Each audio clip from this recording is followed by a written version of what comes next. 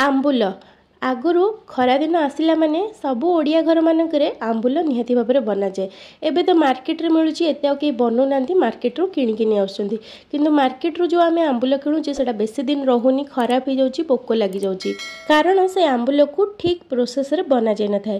आज मुझे सहज उपाय जमी आमर आगु जेजेमा मैंने बनाऊे सेमती सठिक उपाय बनईकी देखेबी। ये आंबुल को आप वर्ष वर्ष धरिकी रखिपारे जमा भी खराब हेनी पूरा धड़ा धड़ा होगी देखा देखिपे केते बढ़िया होती। तेज चलतु रेसिपी स्टार्ट करवा। नमस्कार मैं मिली आप समस्त को होम फूड चैनल को बहुत बहुत स्वागत करुँची।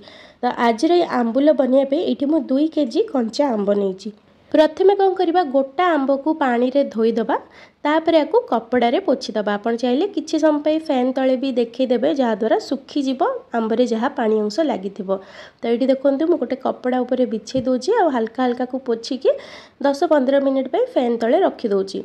आपण ये चाहिए आंब को काटिकी भी धोई पारे किंतु काटिकी धोइले कौन हम ना आंब भितर पानी पशिज अधिका पानी छाड़ सेटा मुझे आपण मानक आग को वीडियो रे कहबी। तो ये देखो आंब जो सुखीज माने आंब उपर जो पानी अंशटा सुखीज आम तार चोपा को छड़ेदबा। भल भाव में चोपा को छड़ेबे जदि टिके टिके चोपा रही कौन हम ना आंबुलर टेस्ट कषा आसब। तो ये देखो चोपा को छड़े सारापर तार जो नासीटा को काटिदबा आम तापर आंबुल को आम काटिबा।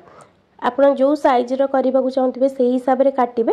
एठी मु जो आंब नहींची एटा बेसी बड़ साइज रो नाही मीडियम छोट मिसिकी अछि सेति पई किछिटा आंब को 2 फाळ करके काटुची और किछिटा आंब को 4 फाळ करके।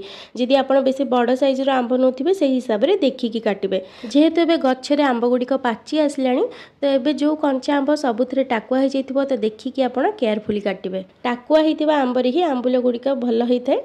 तो ये देखो यहाँ टिके बड़ साइज अच्छी ताकू मुझे 4 फाळ कर दूची। आंबुल जदि सबू साइज थिबो ताहले सुविधा जेकोसी आप तरकारी खट्टा बनाउछंती दरकार हिसाब रे आपण यूज करि परिबे जमा भी नष्ट हेबनी। तो एमिति आमे सबू आंब को काटिदबा। तो ये देखो मु काटी सारे जमती मुझे कही गोटा आम आंब को धोईदबा तापर काटिबा। जदि आप काटी सारा पर यही स्टेज रे आंब को धोउछंती कौन हम ना पानी पूरा पीजिब आंब आउ जितेबाला आम लुण रे गोलेबा बहुत पानी छाड़ब। जदि आपण पाखे भल टाण खरार सुविधा अच्छी ताहले काटिकी भी धोई पारिबे किछि कथा नहीं सुखिबा पई टिके अधिका समय लागिबो। जदि खरार सुविधा बेसी नाही ताहले आपण धोईकी ही काटिबे। तो ये देखंतु मु 2 केजी आंब नेथिली ता पई आम एठी 200 ग्राम लुण नबा। मुझे गोटे माटी हांडी नहीं से गोलाऊँगी। आपड़ जेकोसी स्टील प्लास्टिक बा एमती माटी हांडी बा जगार गोलेबे सिल्भर रे करेंगे ना कणा हो कारण आंब गुड़िक एमती 6-7 दिन रहा जेबे जाए सुखीनी तो कणा हो चान्स थाए। तो ये देखो भल भाव में गोले सारापर कभर करके आम गोटे राति एमती छाड़ीदबा। आपड़ मझे मझे चाहिए टिके गोले देबे भल हम। गोटे राति पर देखो मु सकाळे देखौची आंब गुड़िक केते दबी जाइए कम हो जाइए आउ देखंतु केते पानी बाहरी लुण पूरा बढ़िया से मिसी जाइए।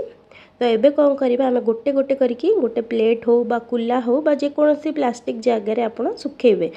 तो ये मुझे सीधा पट रखुची जो पट टाकुआ अच्छी से ऊपर को रखिए प्रथमे एमती तल उपर करके सुखेबा जेबे जाए आंब गुड़िक सुखिकी आंबुल हो जाएनी।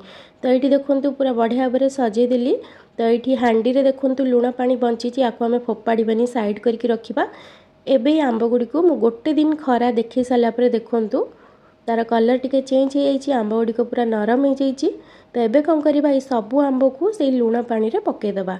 सबुदिन सकाळे आंब गुड़ी को खरारे सुखेबा संध्या हेले लुण पानी आनिकी पुणी थरे गोलेकी रखीदबा। यही प्रोसेस को आमे कंटिन्यू करबा जेबे जाए ये लुण पानी बा आंबरू पानी बाहर सेटा सुखी जाइनी। बहुत जन कौन करती आंबुल बनैला बेले लुणर क्वांटिटी कम दे दियंती आउ केते जन बिना लुण रे आंबुल को बनाती जहाद्वारा आपणकर जो आंबुलटा वर्ष वर्ष रहेनी खराब हो जाए बा से पोक लगी जाए। तो लुणर क्वांटिटी बिल्कुल भी कम करेनि। तो ये देखो 4 दिन खरा खाई सारा पर हांडी रे देखो बहुत कम लुण पानी बंची। एबे कौन करबा सही हांडी रे सबू आंब गुड़ी को देखी भल भाव में गोले दबा कभर करके रखीदबा। आउ बेसी रु बेसी 2 दिन लागिबो आंबुल रेडी होबा पई। एठी भी आपण देखि पाथिबे आंब गुड़िक केते धड़ा धड़ा देखा जाउची जम्मा भी कला पड़नी। जदि आपनक लुणर क्वांटिटी ठीक रहबो आपनक आंबुल पूरा धड़ा धड़ा होकी देखा जिवो जम्मा भी सेथिरे पोक लागिबोनी जेते वर्ष भी आपण रखंतु। ଏଇଠି ଦେଖନ୍ତୁ ଆମ୍ବୁଲ ଆମର ପୁରାପୁରି ରେଡ଼ି 5-6 ଦିନ ମୋତେ ଲାଗିଥିଲା। ଏବେ এই ଆମ୍ବୁଲ ଗୁଡ଼ିକୁ ଆପଣ ଯେକୌଣସି ଗୋଟେ ଶୁଖିଲା ଡବାରେ ଭରିକି ରଖିଦେବେ, ଜମା ବି ଖରାପ ହେବନି, ସେମିତି ରହିବ। ଆଶା କରୁଛି ଆଜିର ଭିଡ଼ିଓଟି ଆପଣମାନଙ୍କୁ ଭଲ ଲାଗିଥିବ। ଯଦି ଭଲ ଲାଗିଥିବ ନିଶ୍ଚୟ ଲାଇକ୍ କରନ୍ତୁ, ସେୟାର କରନ୍ତୁ। ପୁଣି ଆସିବି ନୂଆ ଭିଡ଼ିଓ ନେଇକି। ରହୁଛି, ଧନ୍ୟବାଦ।